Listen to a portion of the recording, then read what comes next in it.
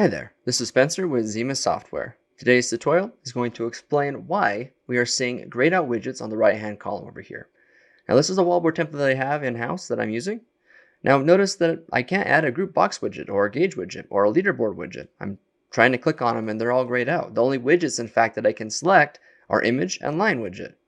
The reason being is because on the HTML interface, there are only a certain amount of spaces I can add in widgets. So for example, I add the image widget in, and that's how big the image widget is.